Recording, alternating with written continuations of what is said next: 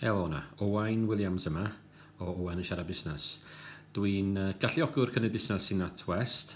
Dwi'n gadeirydd o rhwydwaith Busnes Gwynedd, a hefyd dwi'n nawr yn gadeirydd ar y Denbighshire Voluntary Service Council. Fel da chi'n gwybod, dwi'n cael cyfres o gyfweliadau gyda bobl sydd efo busnes yng Ngogledd Cymru. A heddiw dwi'n lwcus iawn i gael Jonty sydd wedi dechrau busnes yr enw Amgen yn siarad gyda ni ac yn ateb chydig bach o gwestiynau amdano fe hun. Diolch Jonty, drosodd i chdi. Helo, Jonty dwi. Nes i sefydlu cyfraith Amgen mis Mawrth 2018.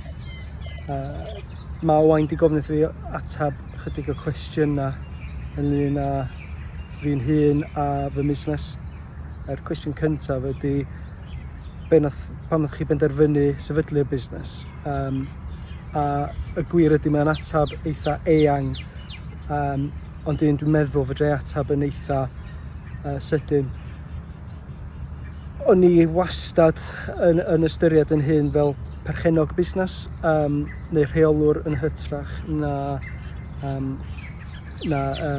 employee neu gweithiwr.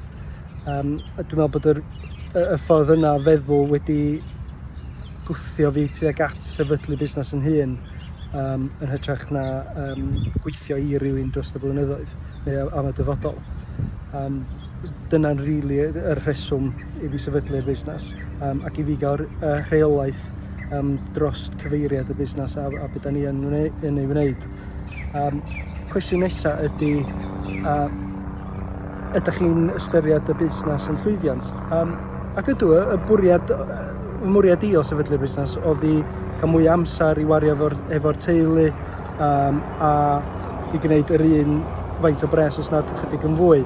A i fesur yn erbyn heini, yndi mae o wedi fod yn llwyddiant. Dwi'n meddwl bod pawb yn gorfod mesur busnes yn erbyn mesuriadau eu hunan, neu cymharu yn erbyn mesuriadau eu hunan. So os na bwriad chi ydy gwneud lot fawr mwy o bres, mi ydych chi cymharu'r llwyddiant neu mesur y llwyddiant yn erbyn hynny. Ond fel ni'n dweud, yr bwriad o gynnu i oedd fwy o yr un faint o bres a mwy amser efo'r teulu, a dwi'n meddwl dwi wedi llwyddo i wneud hynny, so swn i yn ystyried y busnes yn llwyddiant. Mae ochr yr clientau, yndi mae pawb hyd hyn wedi bod yn hapus, a dwi'n gobeithio bod hynny'n adlewyrchiad o llwyddiant y busnes. Yr cwestiwn nesaf ydy, fyswch chi'n i wneud o eto? Yr gwir ydy fyswn, heb amheuaeth. Dwi'n meddwl bod nes i wneud lot fawr o planio ar gyfer sefydlu'r busnes, a nes i darllen i fyny lot a gwneud lot fawr o ymchwil a siarad efo lot o bobl, a dwi'n meddwl es i fewn i sefydlu a rhedeg y busnes efo'n llygyd yn gorad. A fyswn i yn gwneud hynny eto, a fyswn i'n gwneud beth dwi wedi gwneud hyd hyn, heb feddwl ddwywaith, heb amheuaeth. Ond dwi'n meddwl mae pob busnes angen, neu pob person busnes angen meddwl yn galad cyn gwneud yr cama, a y gwir ydy dydy o ddim i bawb rhedeg busnes.